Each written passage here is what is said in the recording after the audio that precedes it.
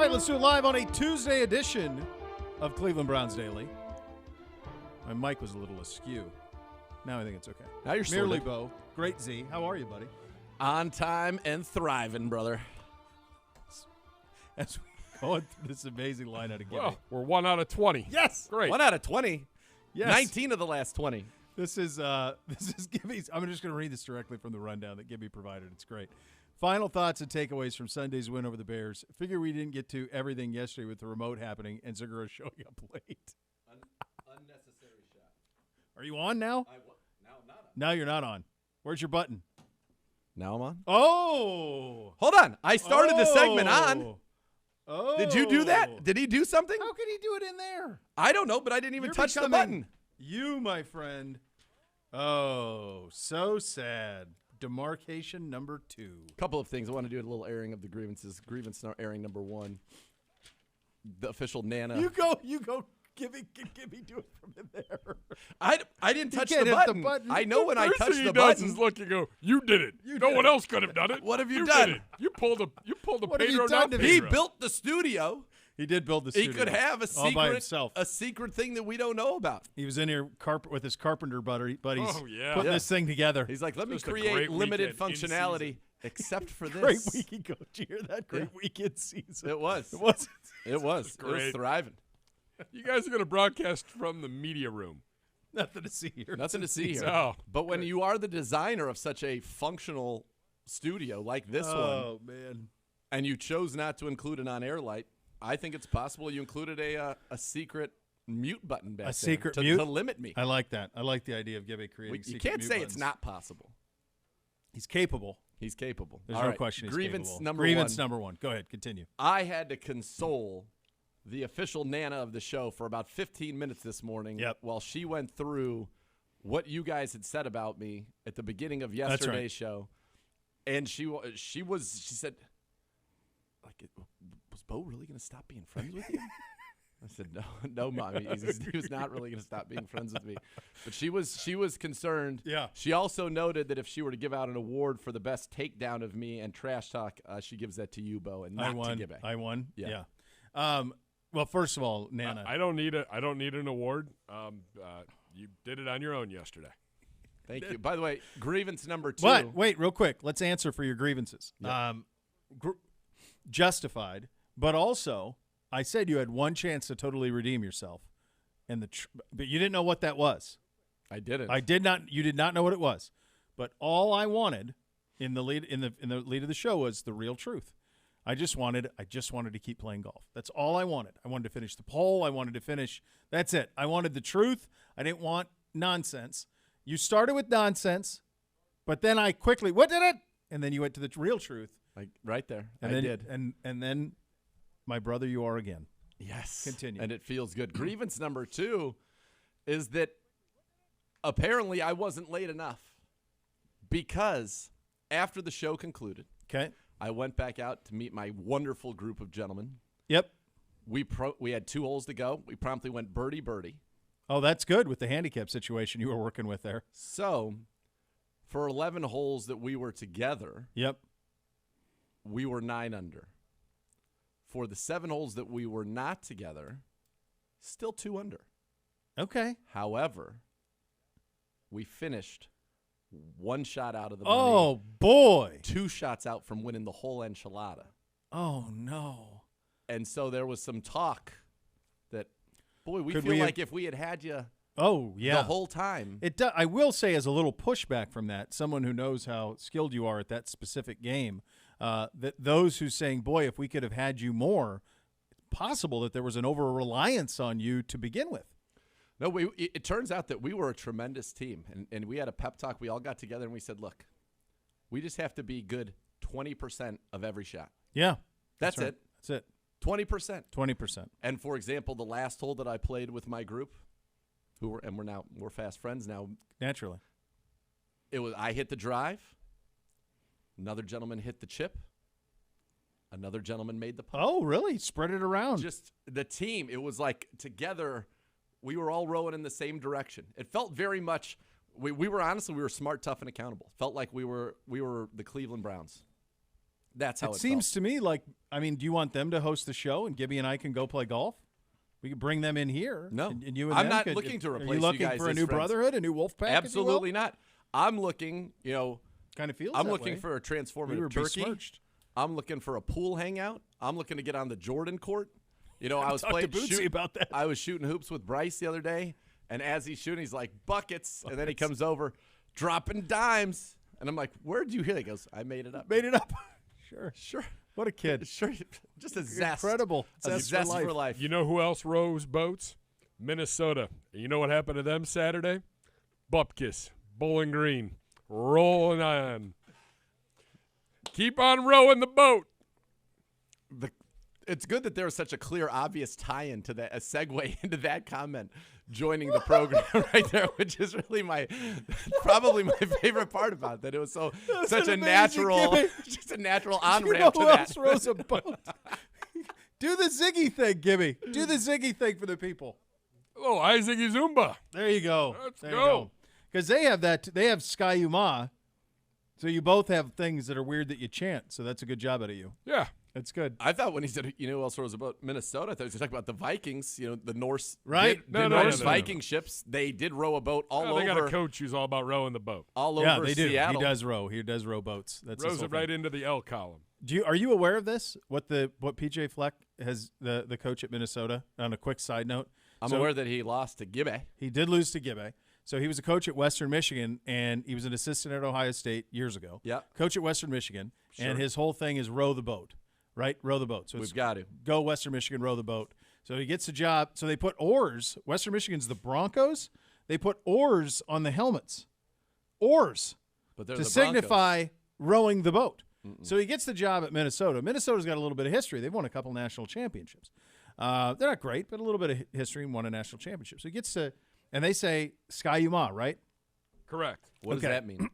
Who knows? No idea. So Is that how Gophers talk? So now he gets to Minnesota, and he gets them to put oars on the helmets at Minnesota. So they've got an oar on the helmet, and at the end of every interview, he goes, row the boat, Sky Yuma, or Sky Yuma, row the boat, whatever. Does that over and over and over again. It's insane. So I ask you this. What's the best job that he could get and get away with putting an oar on a helmet? Isn't he there?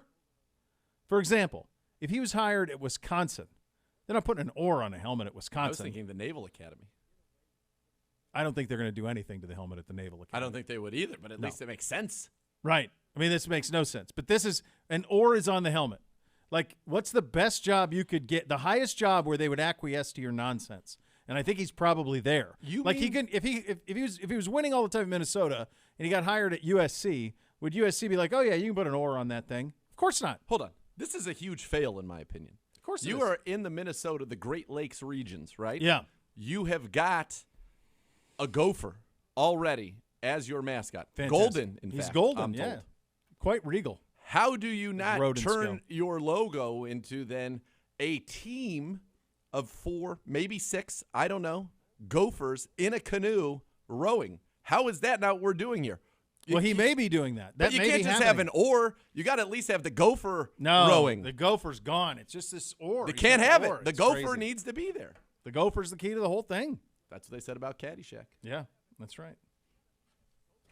Gophers are particularly arrogant rodents. They will stand and stare at you. I mean, they really will. They're Right not on their hind fearful. legs. They just stand up. Hey, what? What you going to do? Mm. They bit Bill Murray's hand. They certainly did. They certainly did. Let's get into the OBM Hot Topics. Ohio Business Machine, preferred copier provider of your Cleveland Browns. For all the X's and O's for your office, call 216-485-2000 or visit ohiobusinessmachines.com. Jeremiah Wusu-Koromoa, nominated for NFL's Pepsi Zero Rookie of the Pepsi Zero Sugar. Why did they add the sugar? Zero sugar. Right, but why wouldn't it sugar. just be Pepsi Zero? Because I don't know. that could imply calories. Pepsi Zero Sugar. Rookie of the Week award. And well-deserved. Well, he's only the highest graded player in the entire National Football League. That'll do it. You would Yeah, think. that'll do it. He was PBUs, sacks, tackles for loss, everywhere. Do you remember? I mean, how many times did we say elite traits? Like 1,000 times. Elite. Cornerbacks, elite traits. That's what we're looking at, and you end up with them both. He was amazing. You've seen. I saw some of the breakdown. Jake Burns is doing one on OBR that I saw. Chris Trapasso did one that Chris was awesome. did one. Yeah. No, he's heat-seeking missile who now sees everything clearly, and away we go. When you see too much, you see too little. When you see the right amount, it's the sweet spot. It really is. It absolutely was the sweet spot on this. Lots to get to on our side of things over the course of the next couple of hours. What did you think of Monday Night Football? So there's two conversations to be had here. There's a conversation about the game. Then there's a conversation about all of the newsworthy things with the Mannings. Okay, number one, the game doesn't even matter as long as the Mannings are on. That's how I feel. I'm wondering if the ratings will start to reflect that. They're gaining a lot of momentum.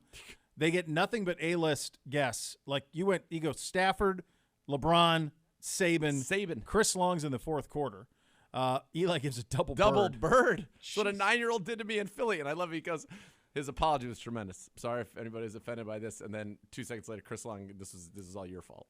You made this happen. You made this happen.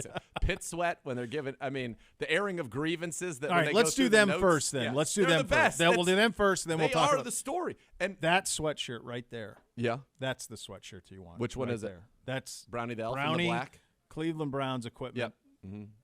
It's elite. That's She's got it. We don't. That's it. Sad. Well, how she got it. God bless her. That's incredible. That's the one. All right. As we were saying, let's start with the Manning cast side of it. Because what's happened is, aside from all the funny stuff like Mom Meatloaf and the self-critiques and all of that, it's an incredible amount of news that comes out of this. Yeah. I mean, incredible. First of all, the stuff with Stafford was amazing. Awesome. Your nephew. My nephew. The disgust. By the way, I believe I had that, Gibby, how good Stafford was. He's going to win MVP this year. Well, it's just and as long as he can stay healthy. Your boy, he can't even ever play. He's always missing games. Your boy McVay is going to make sure he does because he's going to throw for 400 yards a game, and they can't run it. So I bet he only gets a couple of his things. He's like, they're like, how much of your stuff did he get to bring? He's like, snap count. He's like, maybe a couple plays here or there, but pretty much no, pretty much nothing. Yeah. So that was very, very good. A couple of great lines on the Manning Passing Academy. How make sure I went after the guy from Dartmouth. The self-deprecation is off the charts for one of the most accomplished athletes ever at the most difficult position. And I love that Eli is, they said he made Eli throw after him. Then Eli's giving him crap about every pass. They're not wobbly enough to be one of your balls, that everybody in the world throws a better ball than Peyton Manning ever did, which is remarkable. You've seen him play at his high level, right? Like you've been on the field at his high level, right? Yeah. Okay. When you were on the field and he was at his high level. Yeah. When I would watch him warm up when he was with the Colts. Okay, so this was back in the early mid-2000s. They played down in Jacksonville when he was with the Colts. And it was a marvel to watch them warm up with the receivers, how precise they were. Perfect. And he was. There was not a second wasted ever in the warm-up. Everything was accounted for. Every time he was out there in pregame, none of it was idle. Everything was work. So the idea that he can come around and act like some clown who's just he's acting like who's the guy he did the play-by-play in Major League? Bob Uecker. Like he's acting like he's Bob Uecker. Right. I mean, it's a crazy thing. He's a 5-time MVP. He is a 7-time first-team All-Pro. 7 times. He's on the roster. He's one of the 2 quarterbacks on one of the 2 teams in the greatest football game ever. And he acts like he's some clown who was lucky to kick it around. Crazy. It's crazy. His pit sweat was awesome, though. Pit sweat was awesome, and you could tell that he hated it. Hated it, and Eli was so mad. Loved it. Eli was just ragging him. Crushed Eli was having – I thought this was Eli's breakout night. He had a good night. He had a great night. And I love at the end, he goes, yeah, we're getting pretty good at this. Yeah, you are. He really is. They're off this week. They're off for 3 weeks. Yeah. I don't know what happened. So that was the deal that they signed, was that they were only going to do, I think, 10 or so, and they wanted to be able to take time off. By the way, why are we getting the Raiders? Good story, 3-0, all that wonderful, but why are we getting the Raiders again on Monday Night Football twice in 4 weeks? Oh, they are running them right back. Yeah. Yeah. Boy, that's a good question. I don't know. Yeah. It's a good game. It's them and the Chargers. It'll be a good game. The Manning stuff was great. The PFT commenter stuff is so great. So good. Yeah. He's either a great actor or at least he's got to know who he is, right? Has he done their podcast? Because he was playing it pretty straight for a while. Like, who is this guy? We need less. I know we want viewers. Let's block him. He can't watch. Archie comes on at halftime and is backing up PFT commenter and talking trash. And then they're like, oh, maybe we'll have him on the show. Yeah, it's great. That all of the funny stuff is great.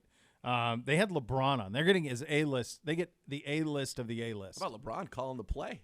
LeBron called the play. He did call the play. Also threw a St. Vincent St. Mary quarterback under the bus. If I had a better quarterback in high school, maybe I'm still playing football. Also, the revelation that both the Cowboys and the Seahawks offered him contracts to play, which, yeah, I bet they did. I mean, he would be a problem in the red zone. He would be, but tight end comes with a lot of responsibility beyond just running routes. I think he would be in the Tony Gonzalez mold. Not a lot of blocking. No. I think it would be in the Tony Gonzalez mode for sure. He was also asked, they did ask him who he rooted for, and we have that for you. This is what LeBron had to say from the Manning Show. Your Cowboys, he's Cleveland, or he's on the Rams bandwagon. He's on the Rams bandwagon now. No. Listen, I'm a hometown. Listen, I was there supporting the Rams, and that's a great team, 3-0. They look good versus Tom Brady and those guys yesterday. But I'm a Browns fan. I did grow up a Cowboys fan, but I'm down with the Browns, and I want them to win. And they got a really good team this year, and I'm looking forward to it. Good job out of LeBron. Yeah, what do you have to say about that, Gibby? Welcome to the bandwagon. Welcome to the bandwagon, LeBron. All Next week, who are you going to root for? Let's do, gosh, it's just He the didn't vitriol. have to say that. No, he certainly didn't. Did not No. have to No, say he that. had to say it because Peyton he put him didn't. on blast about it. He didn't have to say He could Cleveland. have said, I'm a Cowboys fan. I grew up a Cowboys fan. I love the Cowboys. He did not He's have been to wearing say cowboy gear since he was 16. Okay, Don't talk to me about Let's it. play a game for when he was 16. When he was 16, that was the year of our Lord 2000, the year 2000.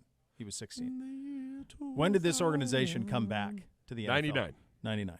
Okay. So when he was in the Formative 7th years. grade, 6th grade, 8th grade, was there a team here? No. No, there was not. There was not a team here. Narrator, no. No, there was not a team here. So Unacceptable. I don't, whatever. Your disdain for the guy that brought He's this not city alone, by its the way. only championship is just outrageous. I to got a me. lot of it. I tweeted. I thought it was a great line. I thought it was a great thing he said. I got a bunch of hate saying, Oh, yeah. oh, go to He hell. wasn't It's an Enthusi- underground movement, kids. He wasn't enthusiastic. I don't think enough. it's that underground. I think it's overground. Did you There's get a a lot of vocal that? minority that's A lot quite of- loud. He wasn't enthusiastic enough about it. Oh, gosh. It felt like see, it I don't. felt like he didn't know the team. You're overdoing that. I'm not saying that. This is No, what no, people I mean, he were was saying here to the me. last time he came out here. Yes. He was in the box. He was on the field. He came out here meeting the guys. He was excited about – I remember when Baker was drafted, he came out to practice. Frankly, it's egregious he hasn't been on Browns Daily. It is. Yeah. When you think of the who's who that have been on this program. Yeah. As they say, free beer tomorrow. Good luck on that. Wait time. Good luck on that wait time. I love the idea of LeBron's people reaching out to Gibby. Hey, we'd love LeBron to come on Cleveland Browns Daily. Gibby going, nah, we're good. We're good. You said I'm afraid. I would do that. Just By the to way, be- I know I'm you afraid don't. that has happened. That's I believe that is that's why he has probably how not it's been happened. on Browns Gibby Daily. will be a man of some people. There will be some measure of people who will enjoy that a great deal. A couple of other things that happened, then we'll get into the game. I don't know if you picked up on this. You may not have or not. When Nick Saban was on, it was a masterclass, some great stuff with defensive football and all of that. And he actually spoke about how Diggs made the read. He goes, well, we actually do that every day in practice, the 3-step read. We do that drill every day in practice for corners and for defensive backs, which I thought was cool. But the thing that you may not be aware of is he had a line where he said, I only wish I could have recruited the two of you. It would have been great to get a Manning to Alabama to play for the Tide. So who's the number one high school football prospect in the class of 23? Arch Manning. That's right. Eli and Peyton Manning's nephew. So he used it. Saban, incredible. He used that time to recruit their nephew. Which was very Awesome. smart, as Eli tried to get information to help benefit Right. Ole Miss. They play which this week. Yeah. was not going to work anyway.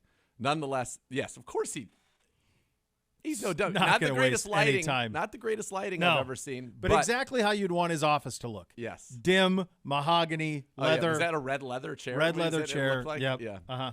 Now, here's the other thing that I thought this is what you might have said. they asked him, how much NFL do you get to watch? 0. He said we start at noon on Sunday and go till 10 at night. He goes, I'm just taking a break to be on with you guys. So I watch 0 NFL. None. Nada. And there's Herb, and that's how it becomes feasible. This is how it happens. That he might not have known what he was getting into. No, I believe that he didn't, because I don't believe that he would have followed the same line as Saban, perhaps even been more obsessive with it, and he would have been at the facility in the morning, and he would not have left until night, and he would not have turned on a game. And that would have been the case on Sunday, on Monday, certainly not in the preseason. He's in training camp then. You're not watching any preseason games. I would venture to guess that the amount of games that Urban Meyer's actually watched in the last 15 years of the NFL, start to finish, no interruption, less than 5. I think that's right. Yeah. Surely. That's just the reality of that job. Some people are getting this wrong. Bill Simmons was talking about this, about how, you're a college coach, you got all this free time. It's actually the opposite. College coaches, you're recruiting. That's all you do is recruit constantly. It's never, you don't ever not recruit. You are an NFL coach, you work, but you can have some family life. You can go to your kids' sporting events. We've seen Coach Stefanski at kids' sporting. You can do those things. College, forget it. Yeah, I mean, there's no free time in college. In the None. NFL. I mean, I'm here late on Wednesdays and Thursdays. Yeah, and even a late day on Friday.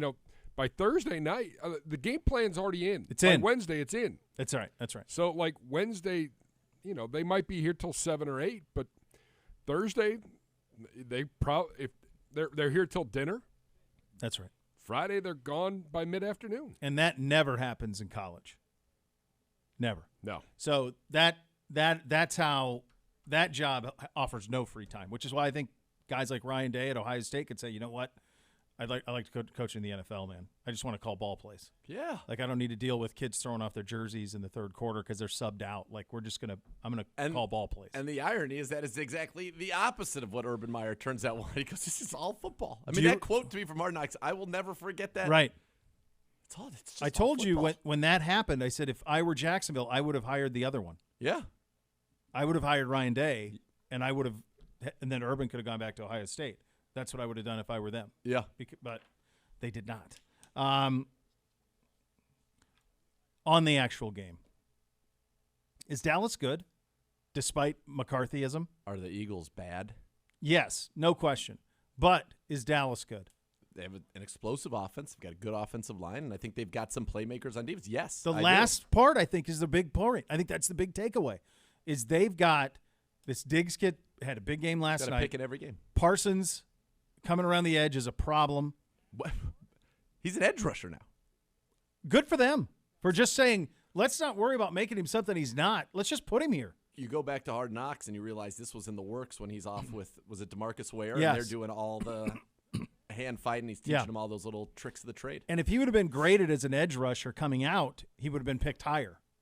It was only because he was a linebacker that he fell. If he would have been an edge rusher the whole time, they would have been fell picked to what, 11? 11, right.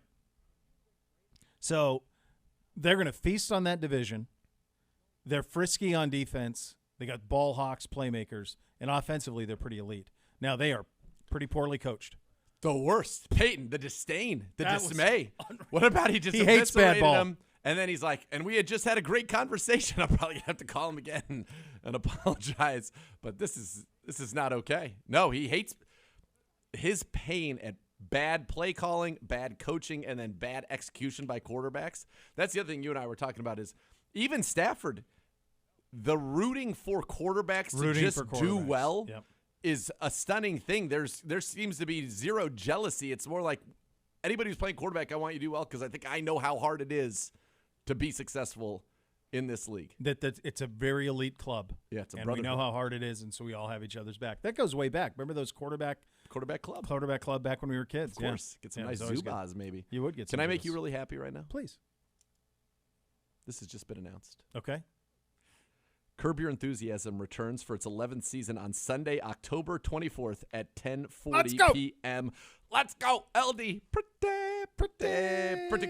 Pretty good indeed. Off and running on a Tuesday. Cleveland Browns Daily, 850 ESPN Cleveland.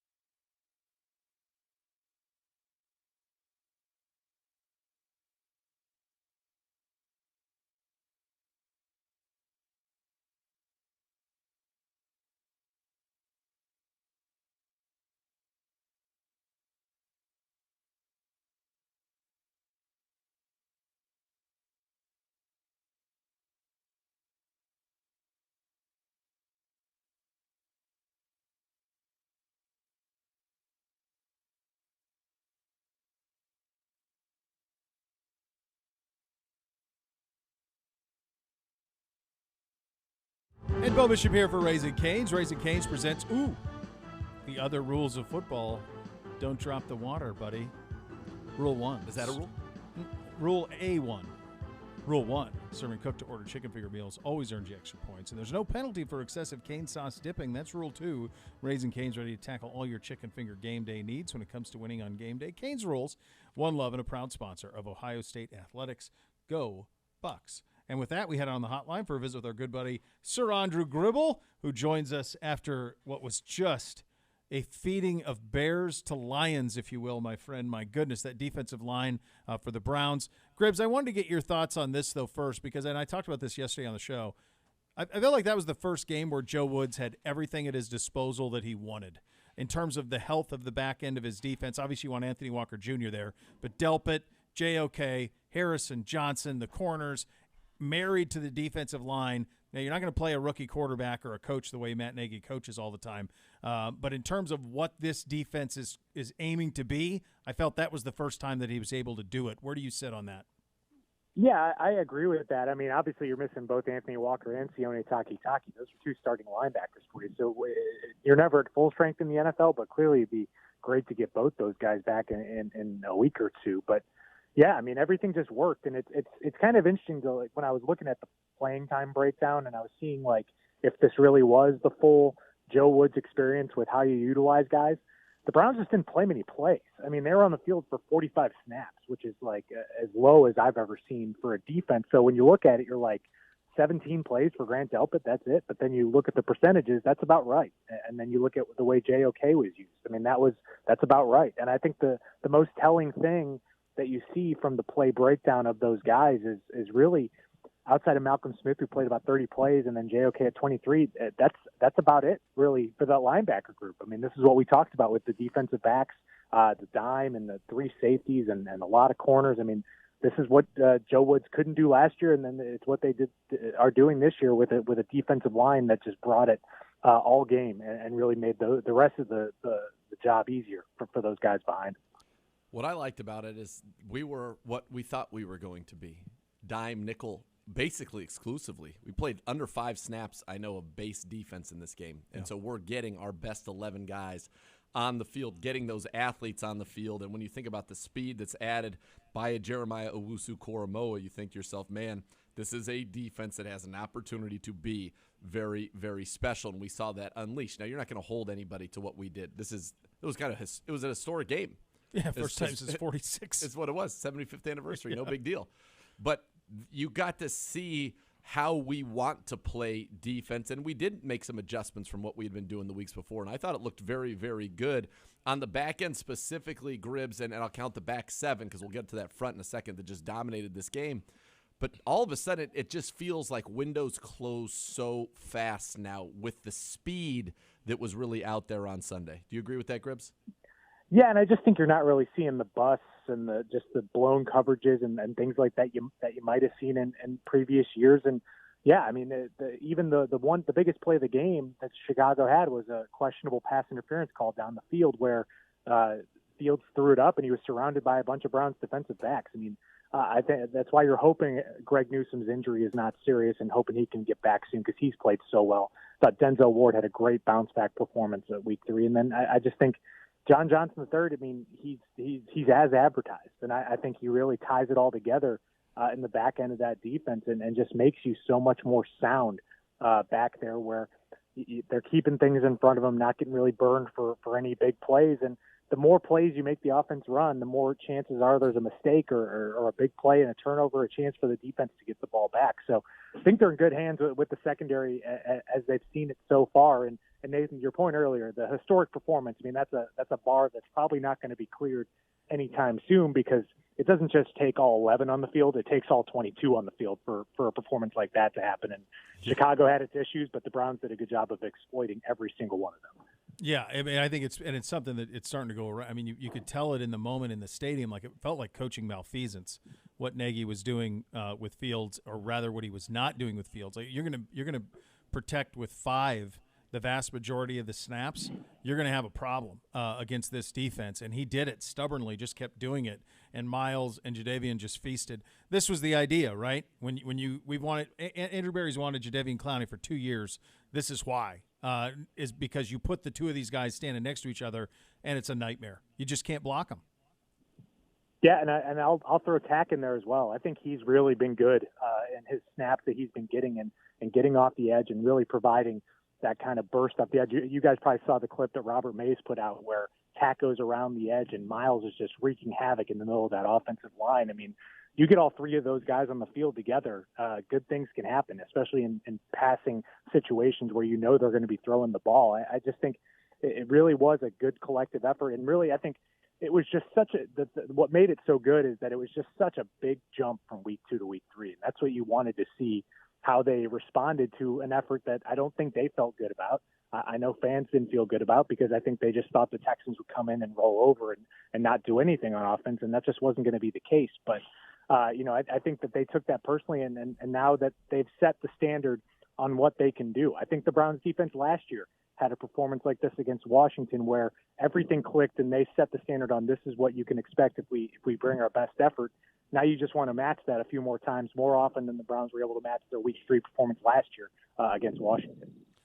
Yeah, and you talk about these guys. You mentioned Tack McKinley getting up front, and what we saw there wasn't the escapes up in the pocket. And I think if we play as a defense where Malik and Malik are kind of holding that front, or sometimes with Miles or Clowney are in there, if the quarterback can't step up and escape, we can get around the edges. And anybody thinks they're going to drift out of a pocket against us, no chance. You mentioned McKinley.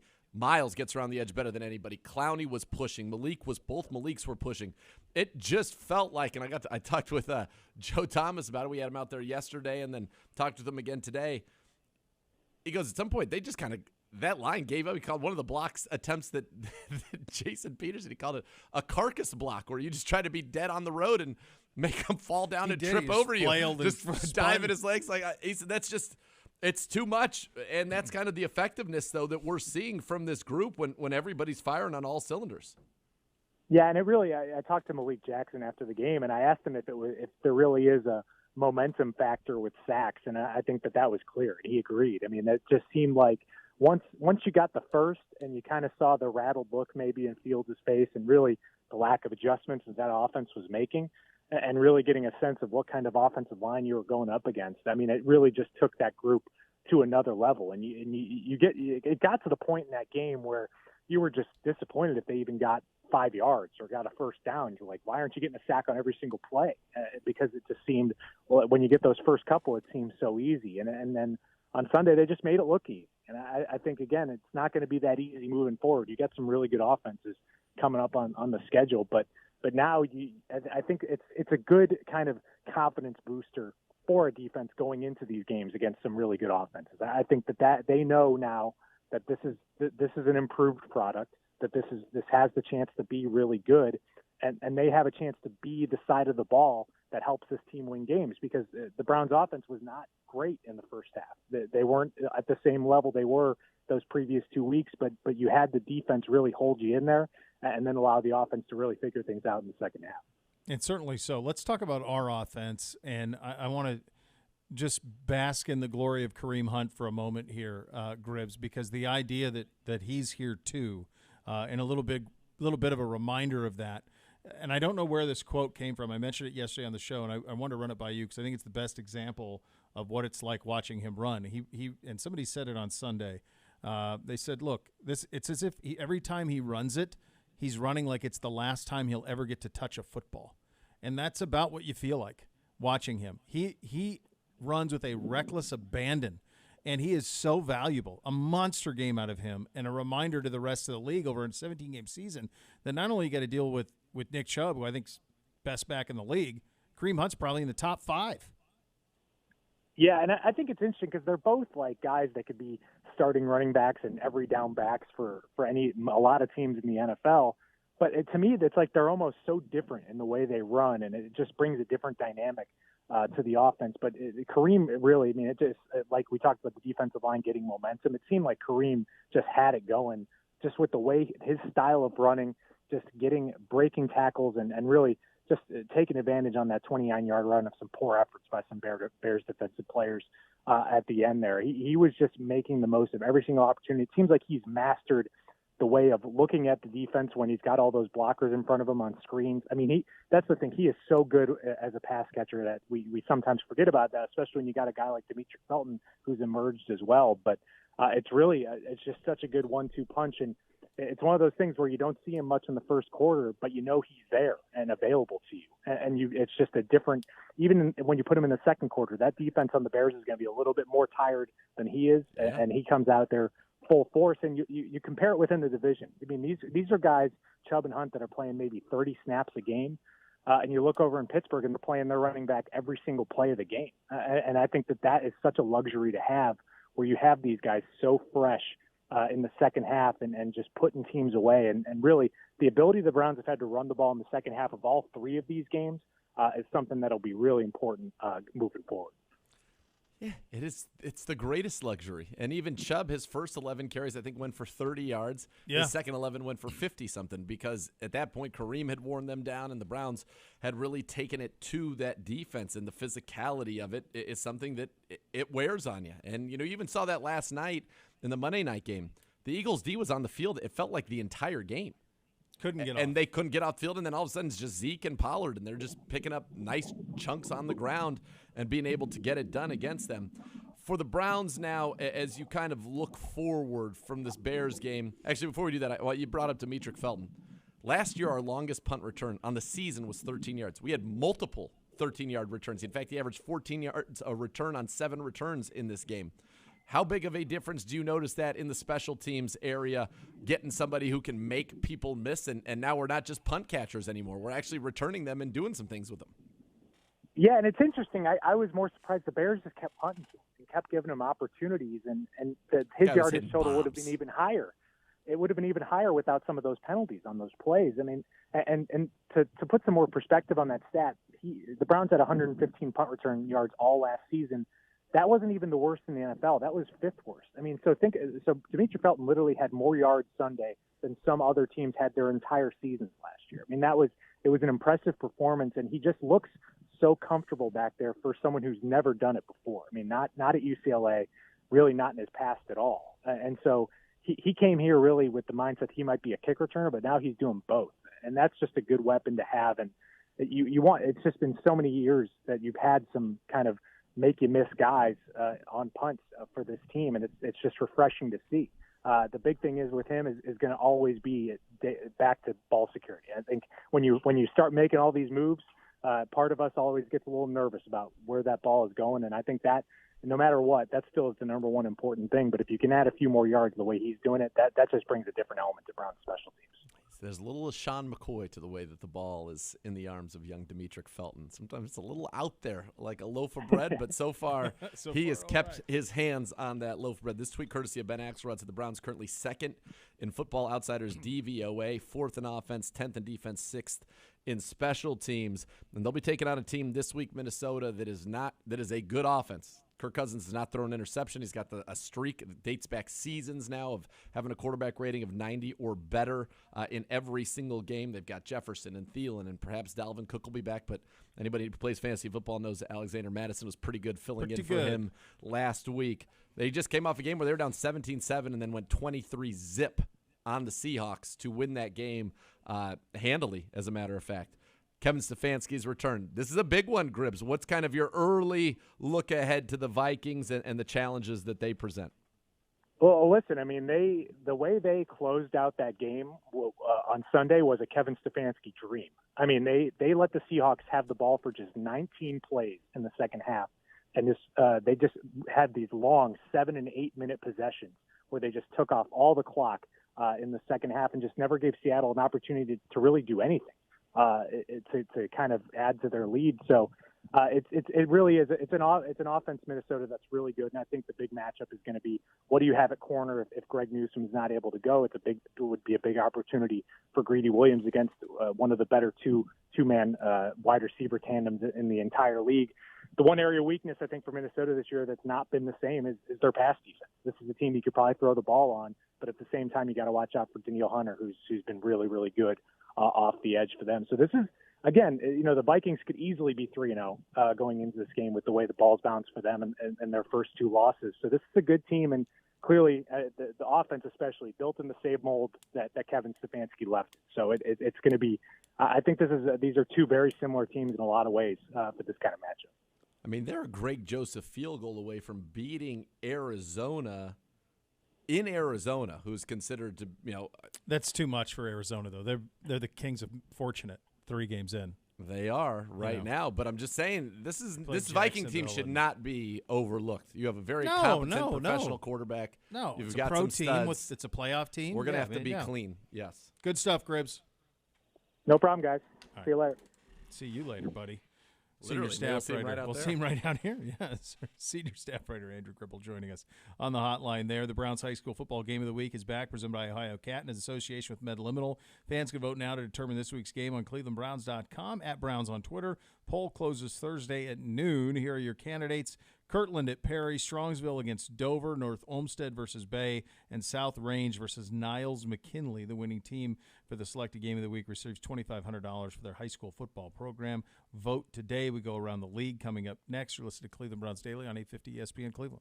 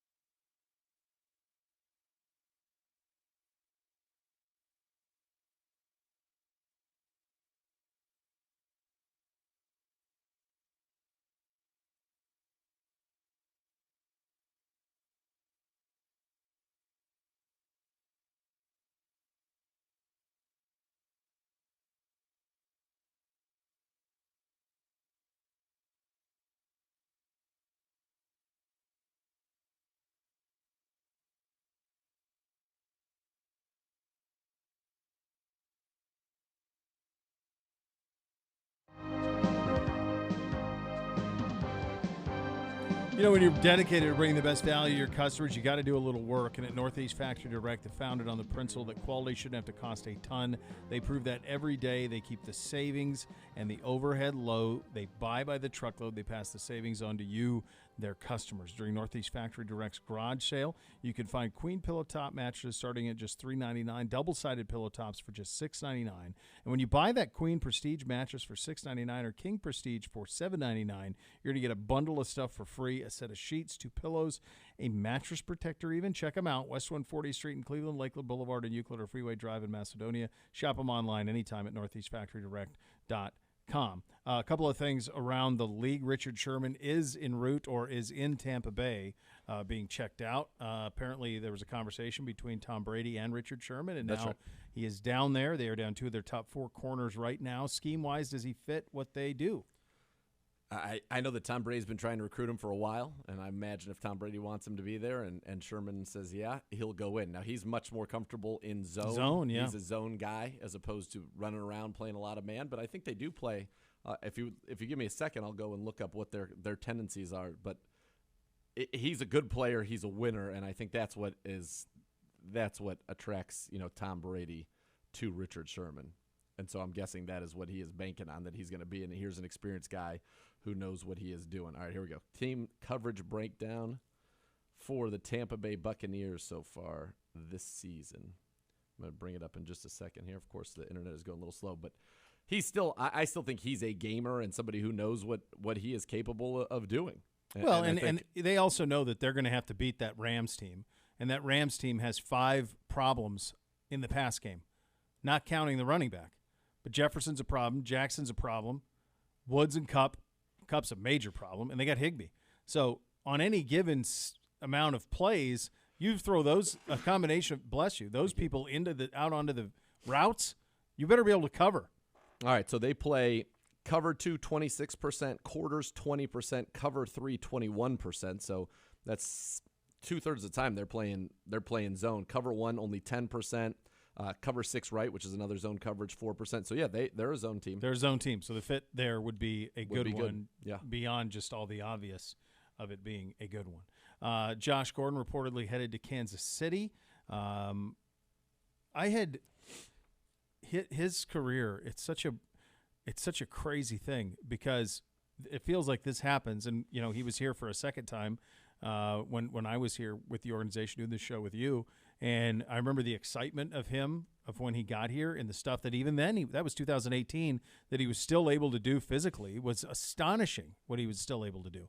But it's been a long time. 2013 is when he was first-team All-Pro, with nearly 1,700 yards receiving in 2013. So it's been a long time.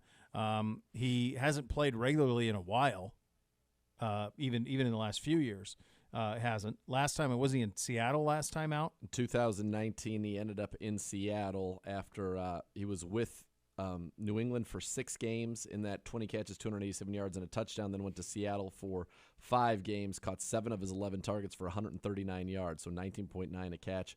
I mean, his most productive time since that great season in 2013 was 2018.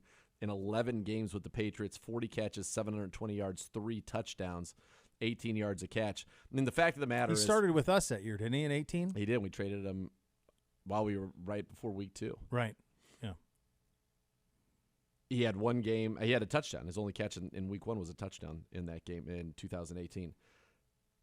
Josh Gordon is still big. He is still fast. He is still very talented.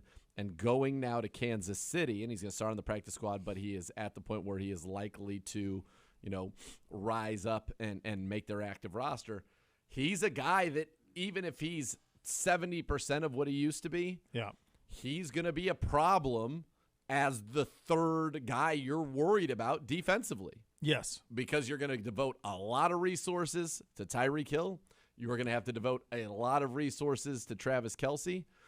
Josh Gordon's a guy who gives them more size in the red zone, but also a guy that can get vertical. And when teams are worried about Hill and Kelce, if he's getting a lot of single coverage or he's the guy on the backside of the zone where the safety's rolled the other way to get towards Tyreek Hill, he's going to be able to do some damage with Patrick Mahomes. Yep. This is a no-risk, potentially good upside return for him. Yeah. for the Chiefs. Yeah. I would agree on how effective he can be. If you can be effective, that's the place you're going to be effective. You can't help but be effective with the way they go about their business. Coming up here in the second hour of the program, obviously the start of a very big week around the NFL. We will get into that a little bit. We will see if we need to rethink our division rankings around the NFL as well, do a little golf. A couple of things from Monday's availability from Wyatt Teller and Troy Hill. In addition to that, a little bit of better or worse. You're listening to Cleveland Browns Daily on 850 ESPN Cleveland.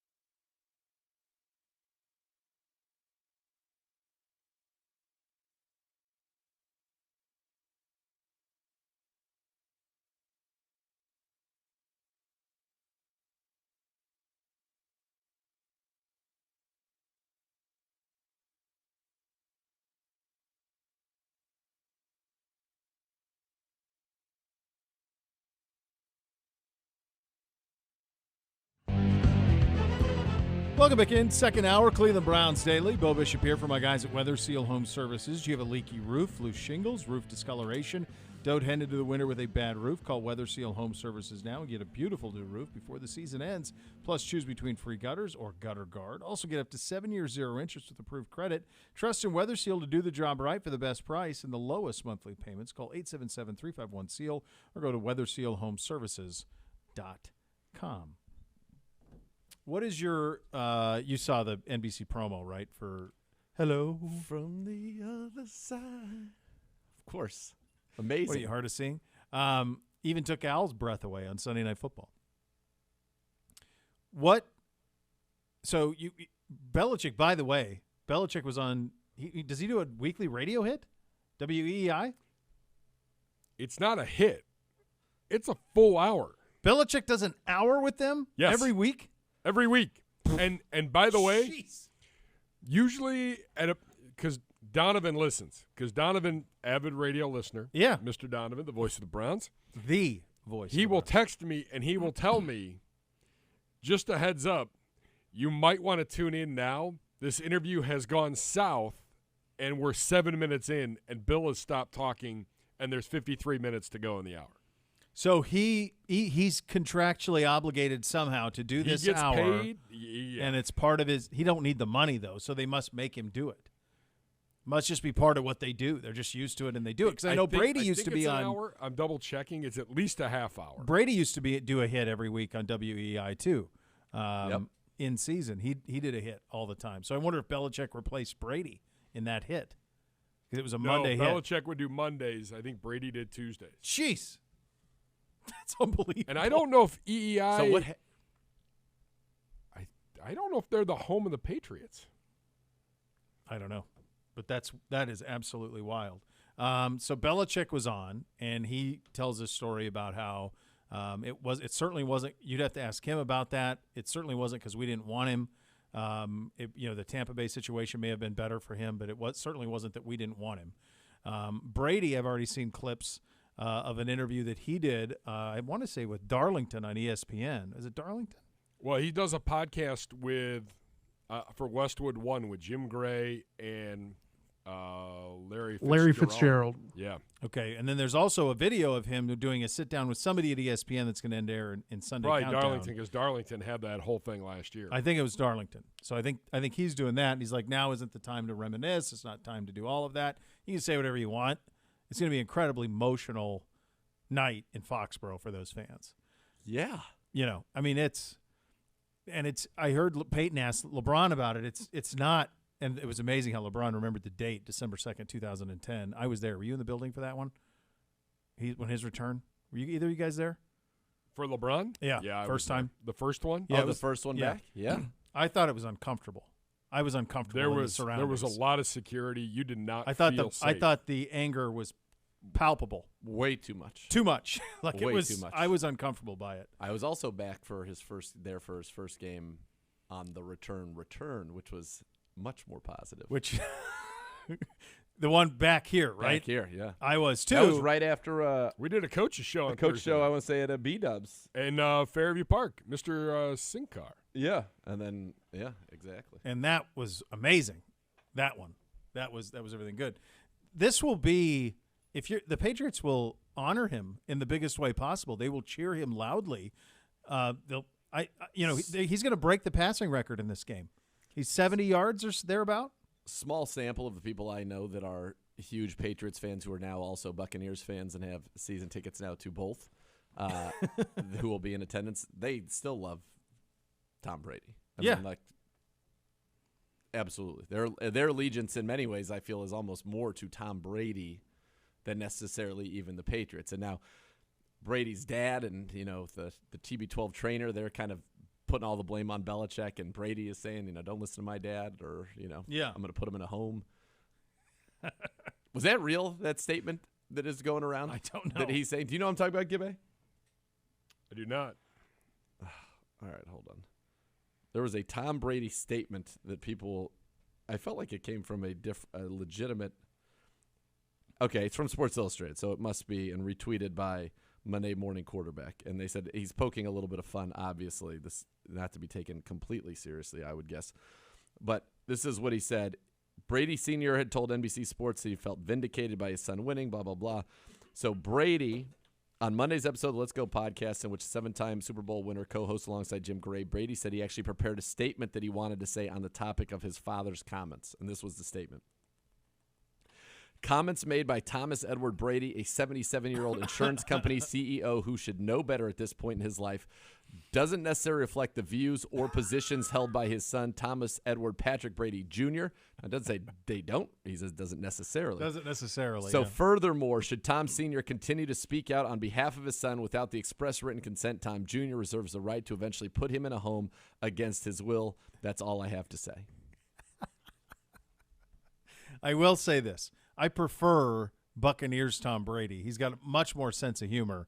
Seems to be having so much more fun. Tampa Bay, thriving. Yeah, he really is. He's really living his best life. Think about this from their perspective. For probably 30 years, considering Bird's done in the late 80s, that city's Mount Rushmore is Ted Williams, Bobby Orr, Bill Russell, Larry Bird. Okay. That's it. And that's as good as you're going to do.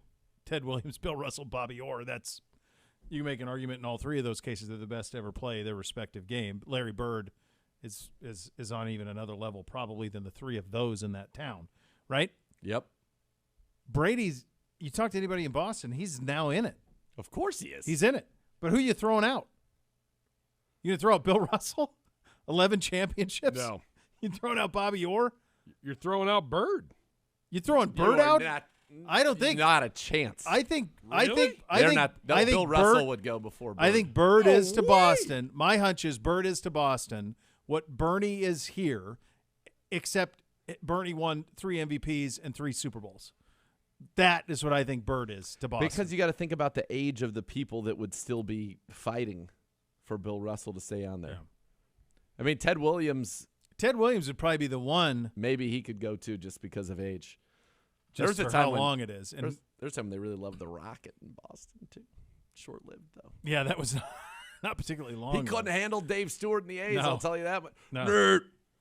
nerd, he's gonna come unglued, and he would. Sure He would did. come unglued. Quite a Amazing bit. how his career was really starting to kind of come over. It was really starting to taper down.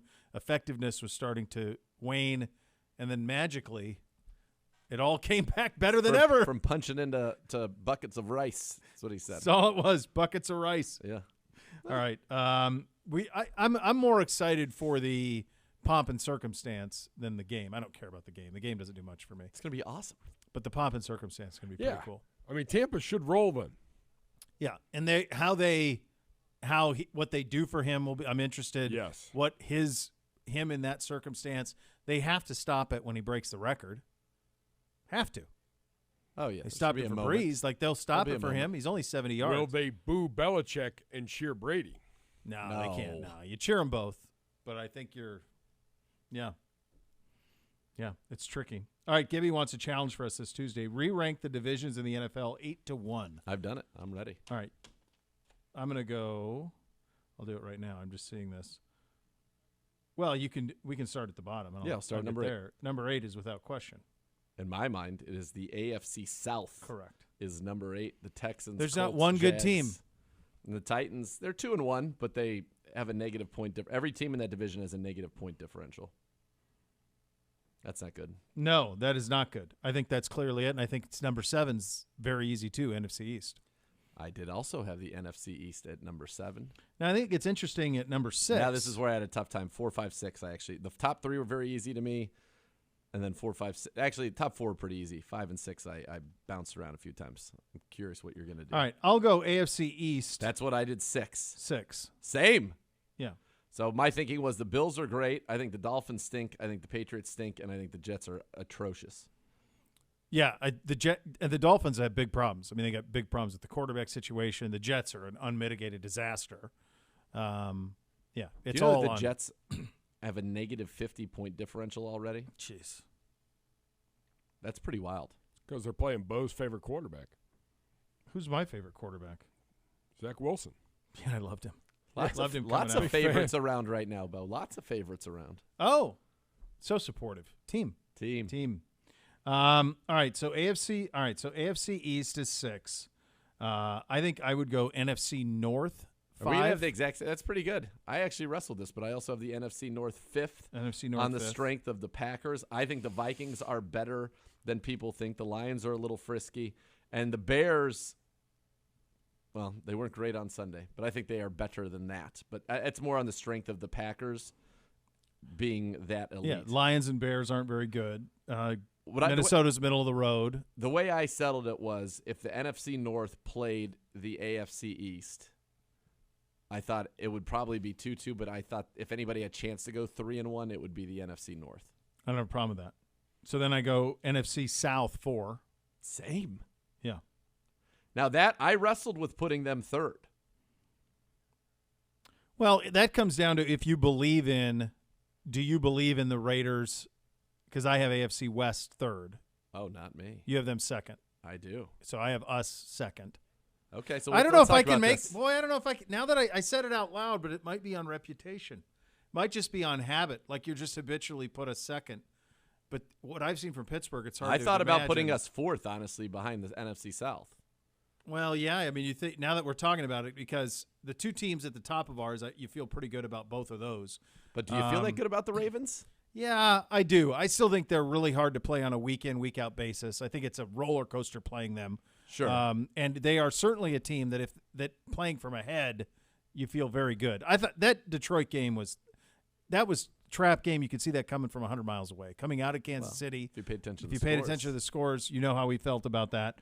I think there's 2 really good teams in the AFC North. Pittsburgh's demise is quick, but I also think Cincinnati offensively is a problem. And I think they're not even really throwing the ball deep much. I wish they'd throw the ball deep more because they're getting a lot of it. They're getting a lot of separation deep. You probably have that right, though. I think I probably should have that. I should have those 2 probably inverted. I don't have a problem with that. I think but the NFC South isn't bad either, though. The Bucs are still elite. The Panthers, I'm not saying I'm all in on the Panthers, but they got a plus 40-point differential. They have the number 1 defense in the NFL right now. They just traded who have they C.J. beaten? Anderson. They've beaten the Jets. They've beaten the Texans. And they stomped the Saints. Which I don't know what that means with the Saints. I don't know what the Saints are.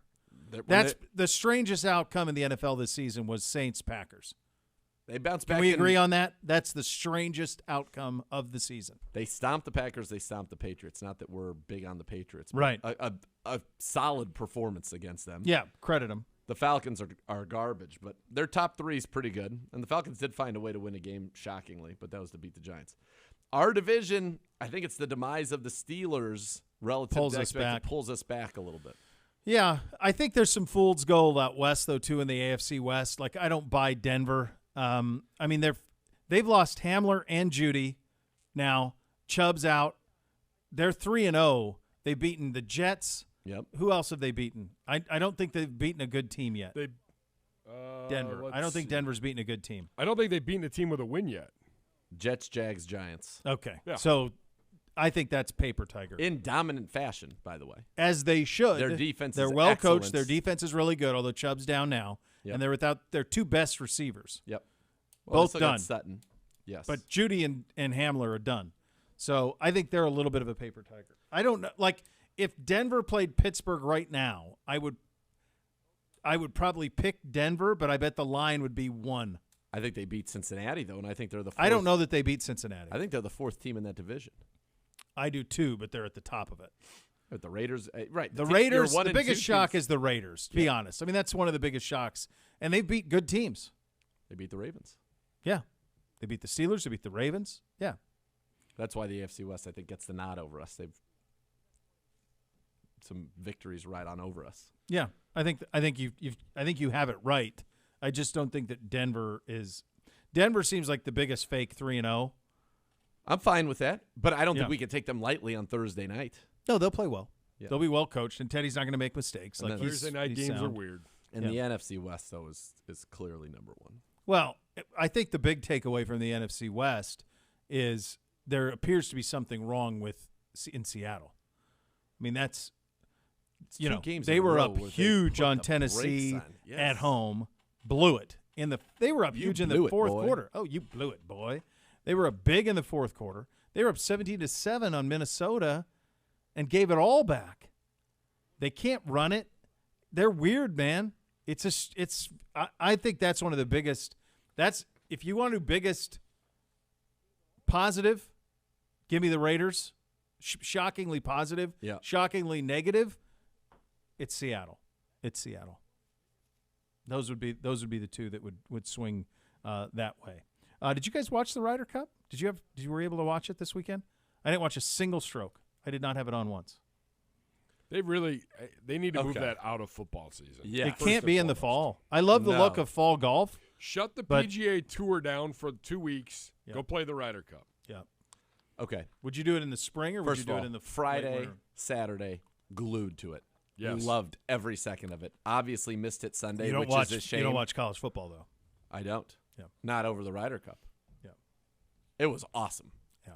It just needs to be. It needs to be its own weekend. That should be the sporting event of consequence for the entire weekend. Yeah, because it got lost. It was awesome. It was lost on the weekend though. Totally lost. I think it did fairly well though, didn't it? I thought the haven't numbers did seen pretty well. anything. People were. I mean, it definitely. Well, I know again, the people that- there were interested. And I know the one thing about that audience is, and there's a reason. There's always advertising for it. There's a reason. Like you remember when you used to get Sports Illustrated, and even as the magazine went from 100 pages to 27, there was always Golf Extra, Yeah. right? Because the people who advertised in Golf Extra read Golf Extra. So there is a segment of people, and they usually the same people that pay for a lot of the stuff that advertises for the Golf Extras. That's why that's there. So there is a segment that loves it. I don't think it crosses over any sort of if you don't love golf, no chance. No chance. It's so awesome though. Yeah.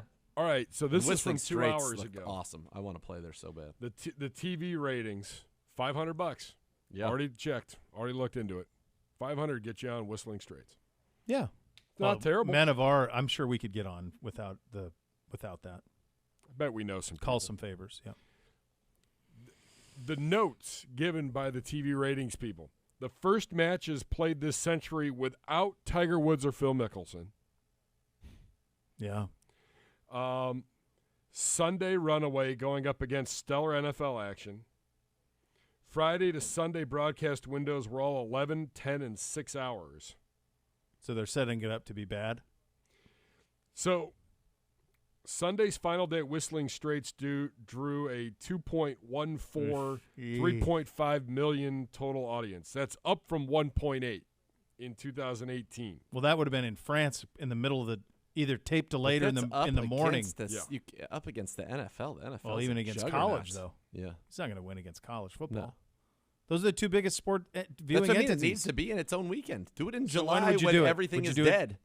Mid-July. Yeah. Or early August. Those are your Now, two chances. Friday, it looks like, if this is correct, viewership up 16%. Yeah, again, you're So- going up against France, though, which would have been at 5 o'clock in the morning. Because wasn't it in France the last time? Yes. So you're going at 4 o'clock in the morning against France, Also, Friday on 2018 started at 2 in the morning. See. Yeah. No, this is it. And the other thing, too, is I believe that we also live in not that, this is something, but with the way that second screens work, it's very easy to put college football on and just throw that on your iPad. It's very easy to throw it on a second screen. I've got as well. I've got multiple screen setups, but I'm a college football main and I'm a college football secondary. Yeah. I mean, I'm keeping it. I didn't even. I'm with you. They got to do it at a different time. It just You got to needs get be out of done. this window. It was so awesome, though. Get out So of this fun. window, man. Friday was amazing. The Spieth shot, Yeah, from the side of Put the that hill. Oh, put man. that sucker on first week of August. Yes. Second week of August. Heck, you can go against NFL preseason. You can't go up against week 3. No. That's not going to work. By the way, one more time. Put one of those in Ohio. Would be great. Put me a course like that. Somewhere be we got a lot of great. water, kids.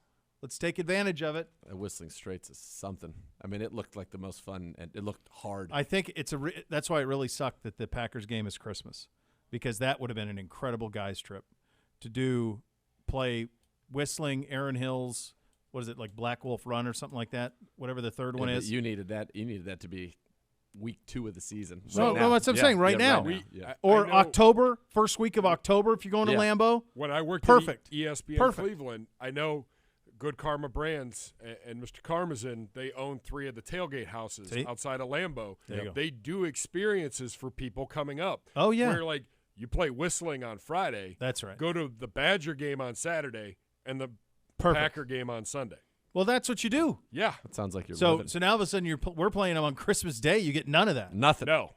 No, it's brutal. It's absolutely brutal. Yeah, because that's a heck of a trip. If that game's in October, and you could probably play up there all the way till mid-October, and it'd be great.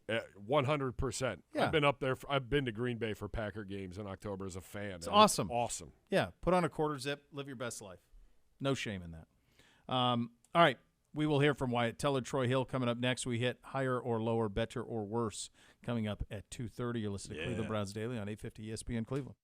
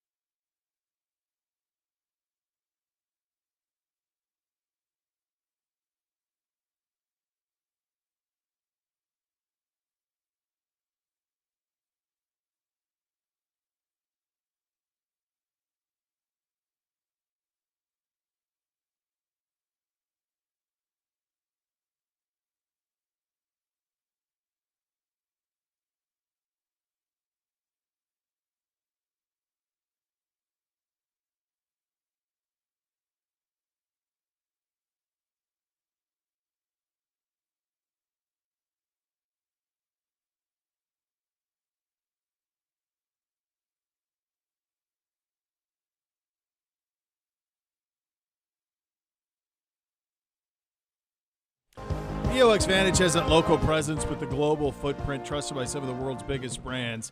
This is a testimonial from EOX Vantage client Tom Darty. He's a senior vice president of specialty programs at the NIP Group. He says, quote, I have a saying about working with EOX Vantage. If you dream it, they can build it. We generate lots of ideas with them. We brainstorm ways to innovate and improve our company, and we use EOX Vantage for their infrastructure, coding, and programming capabilities, technological expertise, and experience working with the global brands. We are absolutely thrilled with our partnership. And you can learn more about EOX Vantage by visiting www.eoxvantage.com or call 216-298-1616. Again, that's 216-298-1616. All right, we had some guys available yesterday, among them Wyatt Teller. He was asked about Kareem Hunt. Let's have a listen. He's a great teammate to have, to say the least. But sometimes he'll start talking smack to the D-line. You're like, hey, listen here, buddy. You don't have to block him. I do. So if you could ease up. He had something to prove. He always has a chip on his shoulder. That's how he always runs. That's how he always plays. And, he's a great teammate to have. I mean, if I give him an inch, he'll take a mile. And it's a good teammate when you're blocking for him. Those two go together, man. Those two guys. Yeah. Because there's a joy that both of them have playing the game. Yes. Yeah. Kareem reminds me of the kid. My oldest is a little bit like this with hoops, where you could not get him off. I bet he was the little kid who would not leave the field. One more, Mom. Give me one more. Rep. One more. Can we play one more game? Who wants to play one more game? That's the way he plays in the league. Yeah, he has that joy, as you say. You go back to being 7, 8 years old, and that joy that you have to play. He loves it, and he is so fun to watch. I give that Russell Westbrook analogy. I think that's a good one. And I think it is good. He just plays with that. Just the competitive spirit, the zest, and that he just will not be denied. And if fearless, plays so hard. And I think it had to be Coach, I'm guessing, that said this where you heard it from, that he just runs. It's the best line I've heard. Yeah, it's perfect. Every carry is like his last. Like, oh my God, I'm never going to get to touch this thing again. I have to do this the best I can. The most. Yeah. Yeah. So that was the first game that I've been to, and since probably since we moved up here, probably. So it's been a while. I used to go all the time before we had kids. It was much easier and haven't in a while. So it's the first game I've been to in a while. And I was reminded, because obviously in college they don't introduce the players, right? College, you don't introduce it. You just run out, do the anthem, and kick the ball. You don't introduce an offense or a defense. So that was the first time I'd seen introductions in a long time. And even at the Super Bowl and stuff, like they do the whole team, they don't introduce, which sucks, by the way. Yep. They don't introduce the players, they introduce the whole team, offense or defense or whatever. I wish they'd go back to introducing the guys. I always thought that was so cool when I was a kid. Starting lineups are undefeated. It's the best. They're undefeated when you're 5. They're undefeated when you're 35. If my kids will ask me constantly when they're playing basketball, Dad, will you introduce us? And I act like I do the voice, and they run out. We have fog machines. They run out, and we introduce them. And that's the same thing. You saw it in Odell Beckham Jr. when he ran out. You see it in Kareem Hunt. You saw it in Miles the week before. Like the juice that comes with that. Yes, of course. It's undefeated, man. Doesn't Next matter time, how old you are. If you and Bootsy get to a Game 7 against Beamsy and Black Cobra, I want to come over and I'll do a little pregame. I'll do I'll do a hype speech to the crowd and do some introductions. Look, you're very Can good. we do that? You're very good at a lot of things. Yeah, and I'll have transformative turkey. You're very good at a lot of the things you do. That I'd never seen you do that. Because you haven't been there. I haven't been there. Yeah. So I've heard people say, "Oh, see, you're awesome on this," and I'll sometimes get tagged and stuff. So I don't follow you on social. Right. And I'm like, I wonder what they're referring to when you. I mean, you're born to do that, dude. Like, you are born. I never got to cut a bring the camera WWE in. promo. Well, you do one every week at the stadium. Well, that's my favorite part of the game. What was cool is I could tell it was coming, and I could see you getting in the mindset for it. I could see you getting into what you were getting into, where you needed to be, because there was a DJ who was like a hype man first, and he was doing stuff. DJ and Steflos, yeah. Then he tossed to you, and then you brought it home. But that was great. That was very great. And my boys were so excited. It's Mr. Z. Mr. Z's on the big screen. Yeah, they were all excited. Troy Hill was excited because he gets to play with Myles Garrett. Here is Troy on Myles. Man, pay that man again. that's the only thing I kept thinking. Pay that man again. Go get him some more money at that point. That's dominance at his finest. And, he make our job easy back there. So, I mean, you got to love when pass rushers get out there like that. The whole D-line was out there. They played together, and they did their thing. So, I'm excited about that. And yes, Troy, we did hold the Bears to just one passing yard when all was factored in, sacks and such. Just nuts. Just crazy. Here is Troy on that. I think I looked up on the sideline one time, and I'm like, 1 yard passing, because you never really realize during the game. Them sacks they take away from the passing yards. Obviously, we was out there strapping stuff, but when you look up and you see 1 yard pass, I'm like, I ain't never been a part of that in my whole life. So I mean, that's just the dominance that we was having out there, and like I said, we just gotta keep building on it and keep on coming out there week by week and doing our thing. So I mean, that's got to be history if you ask me. Is it? I don't think nobody ever did that. So much money, bitch. What's in the water in Eugene, Oregon? They sound so similar. They do. And let's not forget, Troy Hill was on the #1 defense in the NFL a year ago, and he goes, I never even contemplated dominance like this, let alone seen it. I won't forget when it was 3-3 in the first half. They had -3 total yards at that point. And I'm like, how is this game tied? You know what, though? The good that was put in the bank in that first half, we exhausted the Browns, the Bears defense, rather. Just they couldn't get up. All of those long drives, even though they didn't manifest in scores, though there were multiple play drives, and that starts to wear you out. Astute.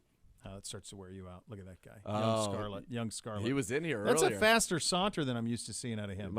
He's got a real purpose. He's got to be somewhere. Yeah, he's got to be there in a hurry. That's not the tempo I like out of him. No. I like He was in here earlier with Gibbe, talking a little college ball. Yeah, I ran into him at the game. I chatted him about his claims. I said, I go right now today, top 4 college teams in the playoff. And he had Alabama. He had Oregon. Yeah, he they had would Georgia. It was a struggle. I brought up, I said, what about Notre Dame? And you know how he is. He's pretty even keel. He was, no. And I'm like, oh, okay. They had 9 I'm just yards. saying they're undefeated. And they had 9 yards rushing against Wisconsin Saturday. Yeah, I'm like, I don't know. I don't know who the college football seems to be a mess right It's now. Penn State. Penn State's the right answer. He brought up Iowa.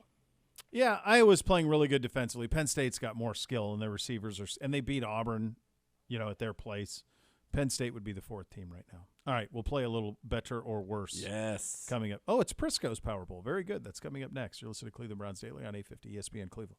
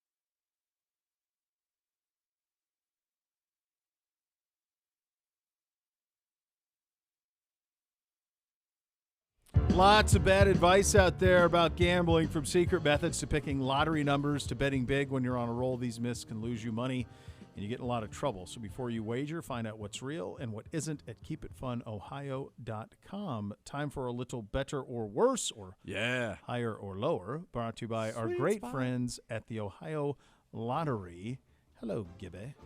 Greetings, gentlemen. Hey, buddy. All right, so last week we had some questions about the power poll. All right. So I went and I said, I need a power poll that is going to be the definitive power poll. So, like, are you basing it on what they've done this year? Yeah. Or are you basing it on who they're supposed to be, or what exactly we base? Pete Prisco, our good friend, there's black and white. There's no gray area. Pete Prisco's power poll is out in his power rankings, and he is ranking them based on what they have done through week 3 of the 2021 football season. Is he? I'd like to think so. I think, but everything he does is confrontational. What did we have him on, and Z put him on trial? Oh, yeah. Top Nick 100 Chubb. players. Nick Chubb, yeah. All right. We won that one pretty handily. I think you did, yeah. First round knockout. He came in pretty quickly. He did cave. Well, when you put it that way, with facts to support your argument. Yeah. Okay. So I can tell you this, in his power poll this week, the Browns up 2 spots from number 10 to number 8 at 2-1. He says the defense came alive against the Bears, with Myles Garrett playing a huge role. At 2-1, they face a tough road trip to Minnesota this week. We have a tough road trip the next 2 weeks, let's be honest. We have a tough stretch of October here. So is it Minnesota Chargers? Minnesota Chargers, Arizona Cardinals here. Yeah. Thursday night against Denver Pukers. Busy month of October. Yeah. Pukers. I love it. Gibby. So funny. Higher, lower, or just right when it comes to the number 8 Cleveland Browns? Bishop. Well, I think we're high. I think we're higher than that. I think we're better than Better. Lower number. Better. But better, higher up the ladder. Higher up the So- ladder. or you could just say just better. I'll go. We are better than San Francisco right now. We are better than the Raiders right now. I think we're better than the Bills. I think we should be probably the 5th, somewhere in there. I think we're better than Arizona too, by the way, who he has 2nd. At some power polls, we have crept back into the top 4 that I've seen. I think which that's I think feels about where fair. he ought to be. Yeah. Yeah, so I think we are better as well than this poll would indicate that we are right now. Better.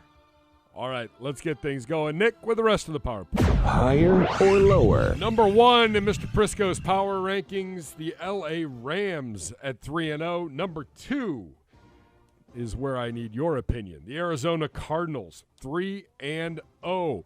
Higher, lower, or just right, Zegura? They are worse than that. They are a field goal away against the Vikings from losing that game. Yes, they trounced the Titans, but I don't think that's much to hang your hat on. And The Jacksonville game was closer than it needed to be for a great majority of that game. I don't think they can stop anybody.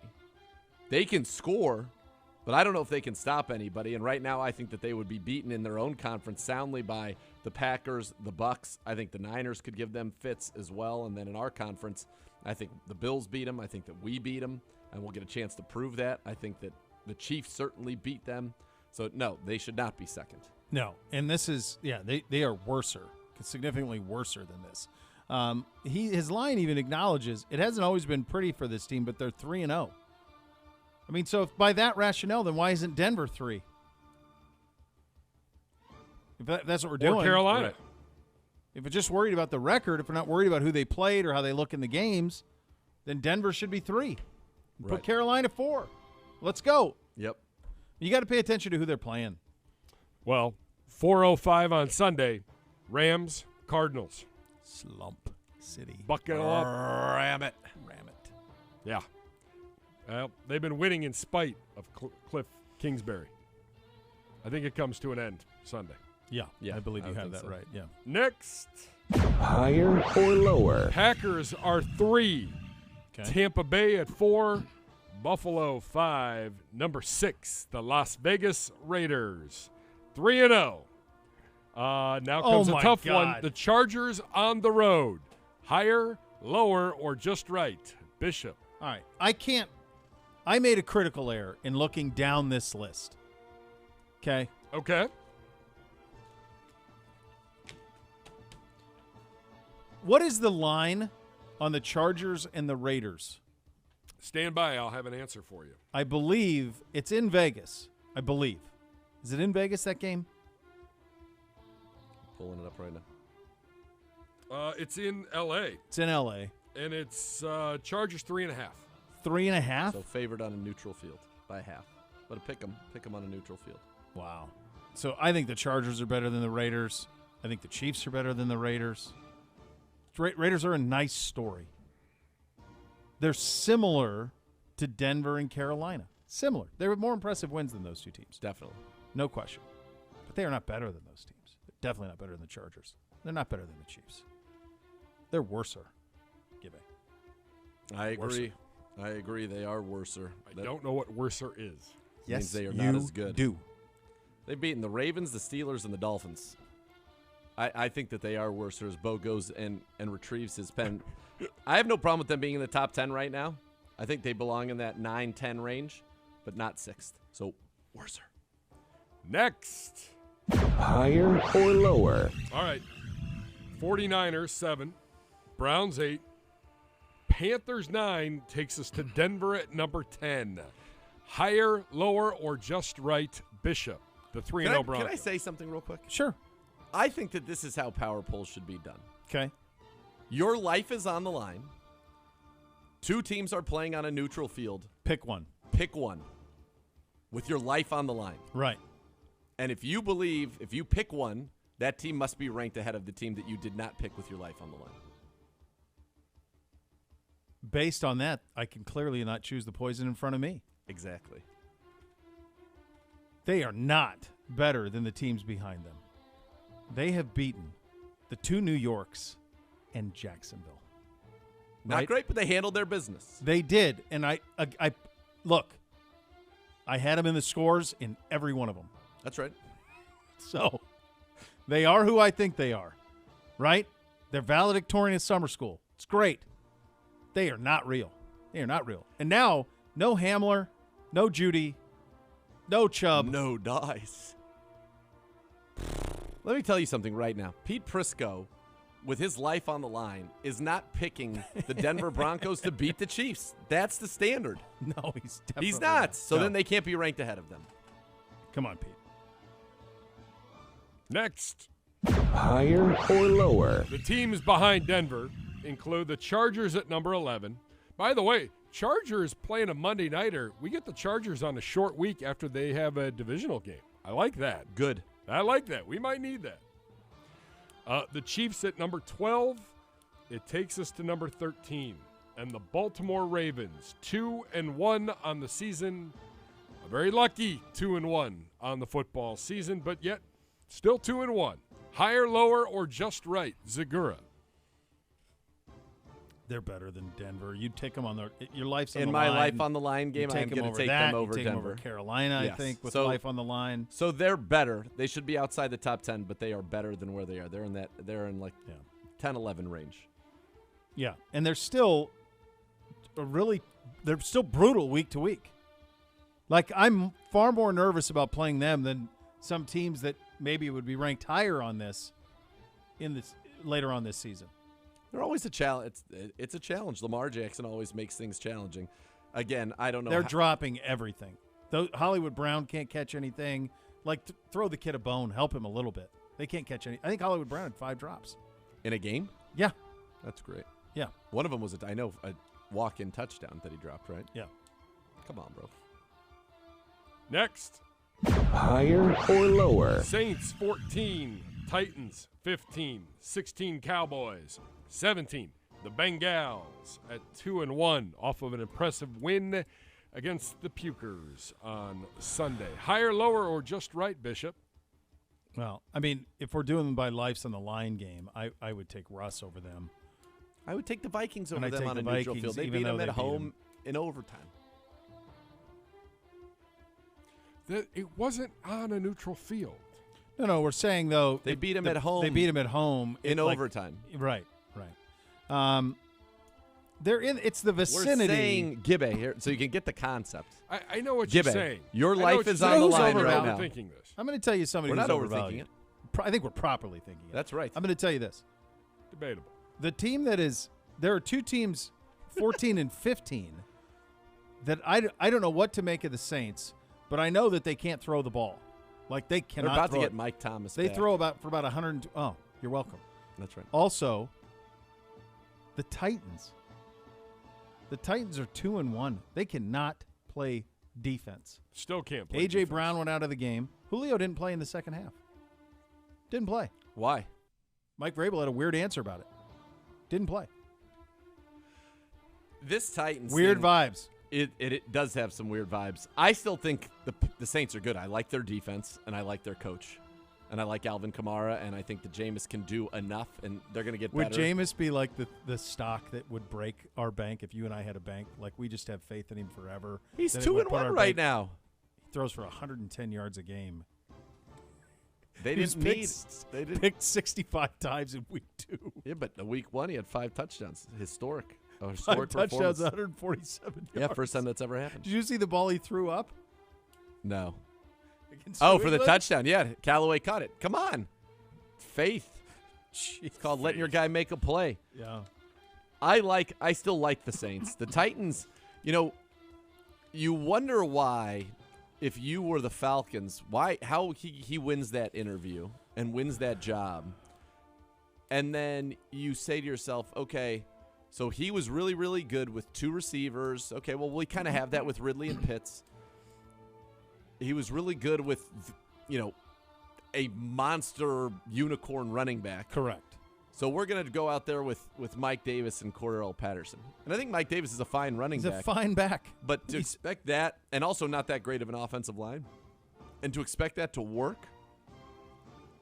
I mean, you watch, I don't know the sometimes I'll thinking. watch and I'll check in while I'm on the sidelines, just kind of check in on the game trackers from around the league, for a little fantasy look, but Sure. also just to see what's going on around the league.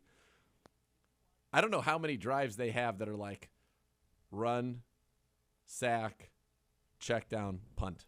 Yeah. I mean, it just feels like it happens. Yeah. And he only throws like 6-yard passes to Ridley now. It's crazy. They don't throw Ridley it down was the best field. deep threat. Pitts can't do anything. I mean, Pitts had 2 catches, 33 yards. And he didn't have a target until the 4th quarter. Yeah. Why do you draft him? What are you doing? What are you doing? Has Matt Ryan fallen off the cliff because he's I haven't done it seen on him play because they suck, so I don't know. but because he's done it on a bad team that You haven't nobody noticed? notices. Like with Ben, you notice like, oh, guy, you were 11-0 and now it's over. He's always put up numbers, so I don't know. This is the first year that. How he's did they not. beat the Bills, the Steelers? That's what Pete I wants have to no know. idea. Me too. I want Still- to know that too. Still so much more to come. You listen to Cleveland Browns Daily. Veritable Nathan. cornucopia. ESPN Cleveland.